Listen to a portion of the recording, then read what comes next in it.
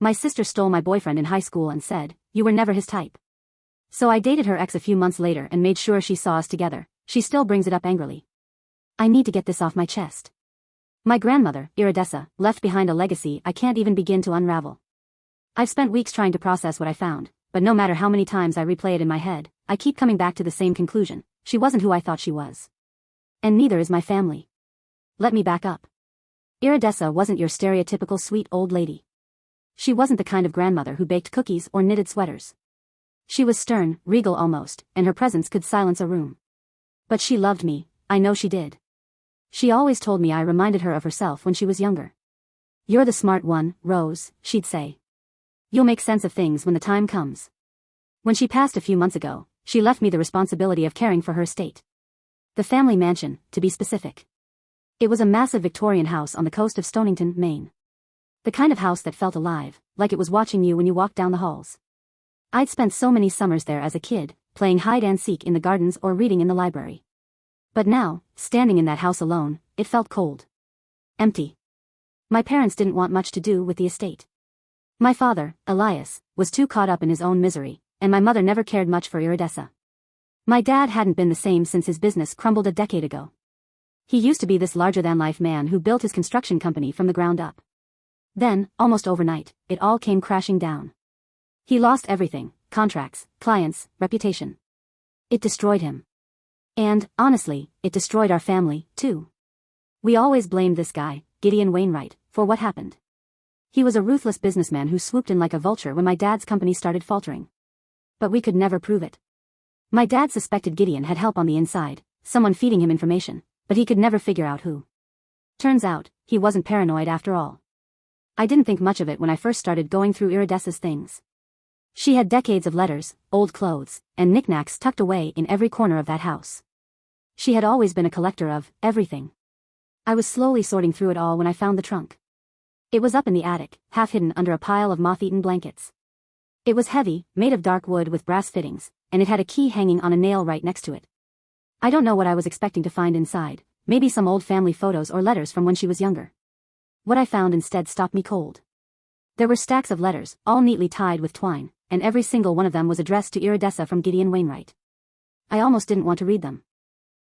Something about the sight of Gideon's name made my stomach churn. But curiosity got the better of me, and I opened the first letter. It was dated nearly 20 years ago, long before my dad's company fell apart. Gideon thanked Iridessa for her assistance and mentioned how valuable her insights were. Her assistance? I tore through the rest of the letters like a madwoman. The more I read, the worse it got. Gideon wasn't just thanking her, he was detailing plans, asking for advice, and updating her on the progress of their shared goals. He talked about my father's company like it was a game they were playing, a puzzle they were dismantling piece by piece. I couldn't breathe. My hands were shaking so badly I could barely hold the letters. My grandmother, had been working with the man who ruined my father's life. And not just working with him, she had been an active participant. There were pages where she outlined strategies to exploit my dad's weaknesses. She wrote about his temper, his impulsiveness, his tendency to trust the wrong people. It was like she knew exactly how to break him, and she handed that information over to Gideon on a silver platter. The letters weren't the worst part. At the bottom of the trunk, under the letters, I found ledgers. Financial records. Payments. Gideon had been paying my grandmother for years. And not small amounts, either. These were hefty sums, deposited regularly into an account I had never heard of. I sat there in the attic for hours, surrounded by those letters, trying to make sense of it all. Why would she do this? Why would she betray her own son? My father wasn't perfect, but he didn't deserve this. None of us did. I spent the next few days digging deeper. I started going through the rest of her belongings with a fine-toothed comb, looking for anything that could explain her motives. That's when I found her journals. Iridessa had kept detailed diaries for most of her life, and they were just as meticulous as everything else about her. It took me a while to piece it together, but eventually, I found the answer. Before she married my grandfather, Iridessa had been engaged to a man named Alaric Drummond. Alaric was everything to her, her first love, her future. But my great-grandfather, Cyrus, destroyed him. Alaric had been a young entrepreneur, trying to build his own business, and Cyrus crushed him in a ruthless deal. Alaric lost everything: his business, his reputation, his will to keep going. A few months later, he disappeared. Iridessa never saw him again. She married my grandfather a few years later, but she never let go of the grudge. Cyrus had destroyed her first love, and she wanted revenge. Not against Cyrus, he died before she could make him pay, but against his legacy. Against us. The journals painted a picture of a woman consumed by resentment. She wrote about how she had waited for the right moment, how she had bided her time until she could strike. When my father started his company, she saw her opportunity. She reached out to Gideon, who was more than happy to help. Together, they orchestrated the downfall of my father's business. I didn't know what to do with all of this. Part of me wanted to burn the letters, the ledgers, the journals, everything. I wanted to pretend I had never found them. But another part of me couldn't let it go. My father deserved to know the truth. My family deserved to know. Even if it destroyed what little was left of us. For days, I couldn't eat, couldn't sleep, and I could barely think. I spent hours sitting in that creaky old attic, staring at the evidence my grandmother left behind, like it was taunting me. Her betrayal didn't just cut deep, it shattered something inside me. This wasn't some stranger who ruined us. This was her. Iridessa, the woman who taught me to tie my shoes and who let me stay up late watching old black and white movies. How could she live with herself after what she did? But the more I sat with it, the clearer my next steps became. My father deserved justice, even if it came years too late.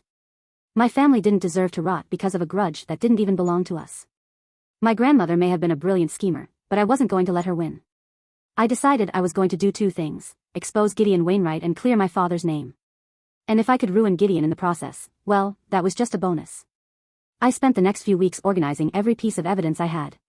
I made copies of the letters, the financial ledgers, and even sections of Iridessa's journals where she explicitly admitted to sabotaging my father. It wasn't just a smoking gun, it was a whole arsenal. My grandmother had been so meticulous that she basically did my work for me. Then I hired a lawyer. Not just any lawyer, a ruthless, high-powered corporate lawyer from Boston named Sylvia Roche. She didn't ask questions about why I was bringing her decades-old letters. She just smiled when she saw the evidence. "This is enough to bury Wainwright and his associates," she said. That's all I needed to hear.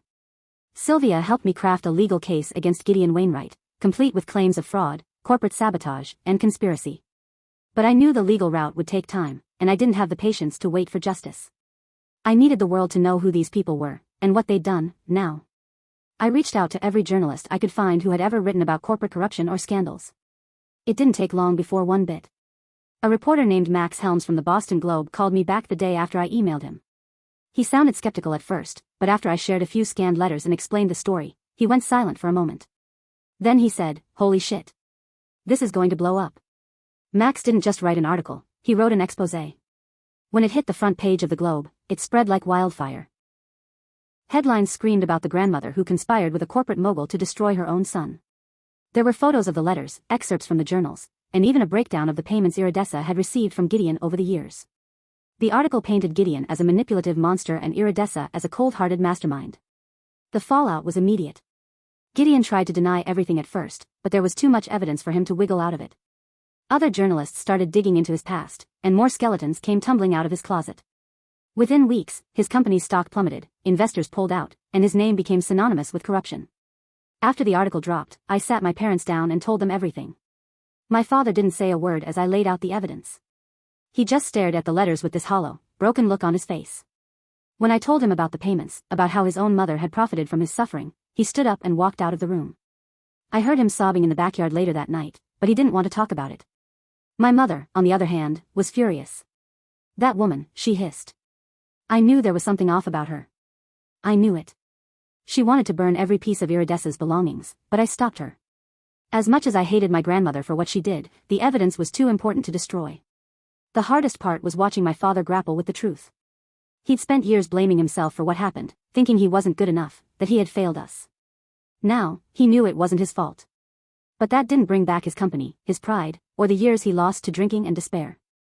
Still, I could see the weight starting to lift from his shoulders. He finally had answers. He finally knew it wasn't all in his head. The legal case against Gideon Wainwright dragged on for over a year, but it ended exactly the way I hoped it would. He was found guilty of fraud, conspiracy, and a laundry list of other charges. He lost everything, his money, his reputation, and even his freedom. Seeing his smug face replaced with a mugshot on the evening news was the most satisfying moment of my life. But that wasn't the end. Using the evidence I had, my father's name was cleared in the business world. His old clients came forward, admitting they had been manipulated into dropping him. He even got a settlement from Gideon's company, enough to retire comfortably and finally let go of the bitterness he'd been carrying for so long. As for me, I sold the mansion. I couldn't stand to live in that house anymore, not after what I'd learned. But before I left, I did one final thing. I took the trunk that started it all, the one filled with letters, ledgers, and secrets, and locked it up tight. Then I drove to the cliffs overlooking the ocean and hurled it into the waves. Watching it sink into the water felt like closing a door I never wanted to open again. My grandmother may have won for a time, but in the end, I got the last word. She wanted to destroy us, but all she did was show me how strong my family really is. And now, her secrets are buried forever, just like her. And that's how I got revenge for my father. It wasn't easy, and it didn't undo the damage, but it felt damn good to take down the people who thought they were untouchable. Iridessa may have been smart, but in the end, her own meticulous planning was what destroyed her legacy. Poetic, isn't it?